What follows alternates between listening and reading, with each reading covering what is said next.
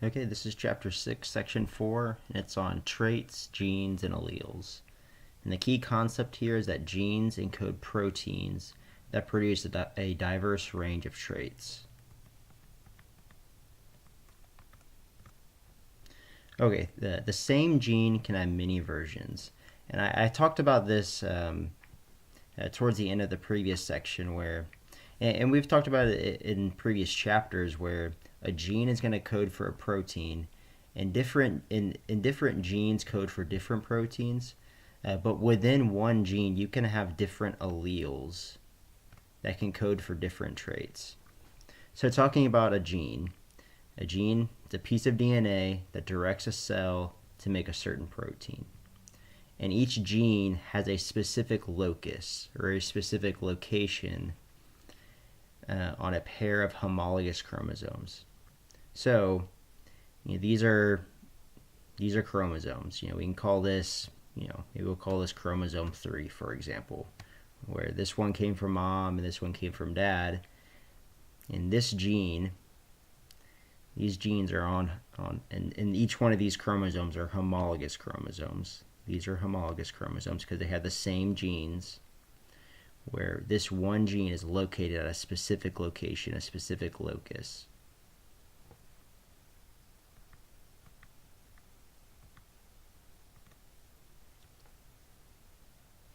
In an allele, it's any alternative form of a gene occurring at a specific locus on a chromosome. So the key thing here is alternative form. And you can see that if you jump down here to this picture where you have two alleles here, and they would be homozygous alleles where they have two alleles that are the same, so they both code for wrinkled. And then heterozygous alleles is where you're going to have wrinkled and round. Where an allele, it's an alternative form. So one form of that gene made it wrinkled, the trait wrinkled, and the other form of the gene made round. And these are occurring at a specific location on the chromosome. So an allele, it could be, this doesn't have to be wrinkled and round. Say, think of like colors or something. Maybe instead of wrinkled and round, this could be like red, this could be blue. You could have orange, green, where the genetic code, the nucleotides that make up this gene can produce different traits, and those different traits we refer to as an allele. Okay, so each parent's going to give one allele for every gene.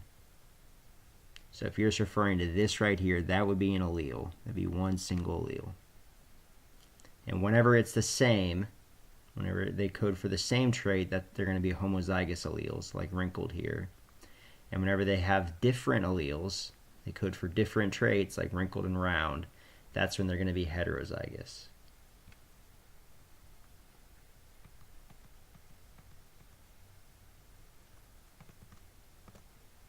All right, genes influence the development of traits.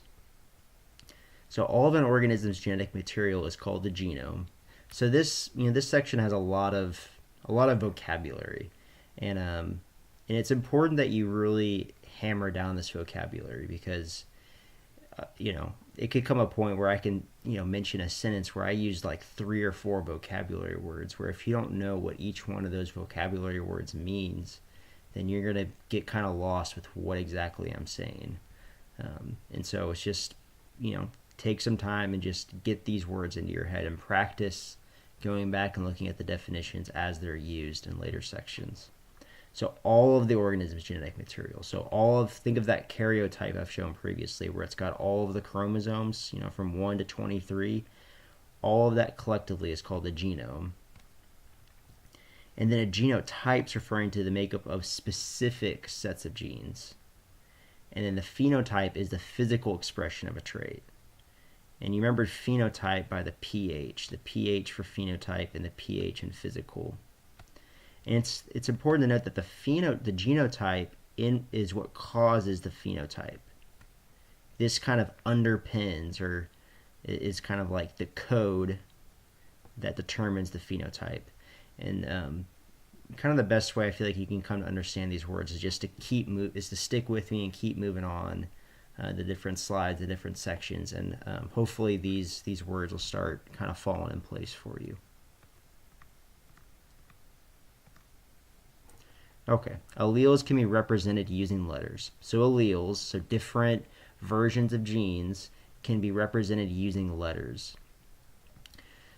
So to get into the different types of alleles, you can have a dominant allele, where the dominant allele is one where you only need one.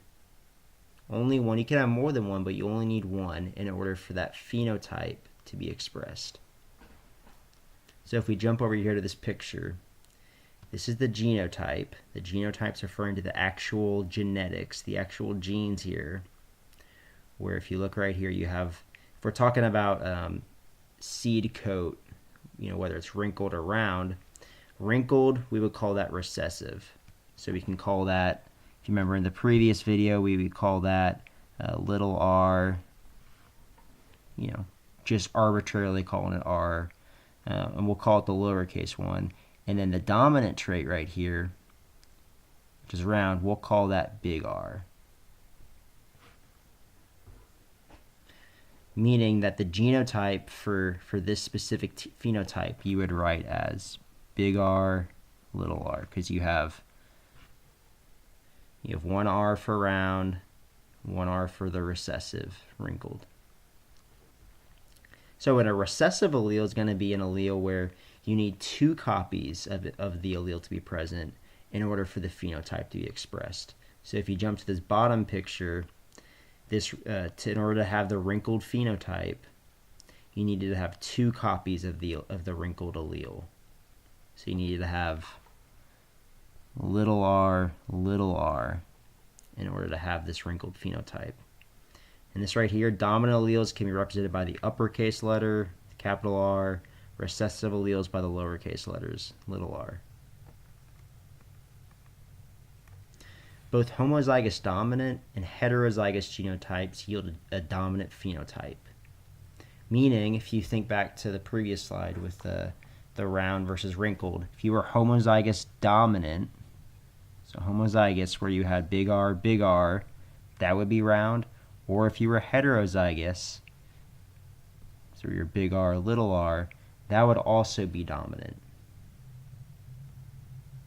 Whereas for recessive, if you wanted to have round, you'd have to have little r. You'd have to have both copies of the alleles, both copies of those genes from the parents to be, mom, dad, to be little r. And it's important to note, just kind of as just something to keep in the back of your mind, that most traits occur in a range and do not follow simple dominant recessive patterns, meaning that most traits, there's kind of a range. Most of the time you're neither tall or short, or you're not completely round or wrinkled. Most traits are going to have a lot of different genes and different patterns that go into them. And we'll get into those exceptions in later sections, but just for right now, think of things as big R, little r, big R, big R, just the simple dominant recessive patterns. Okay, and I'll do it for this section.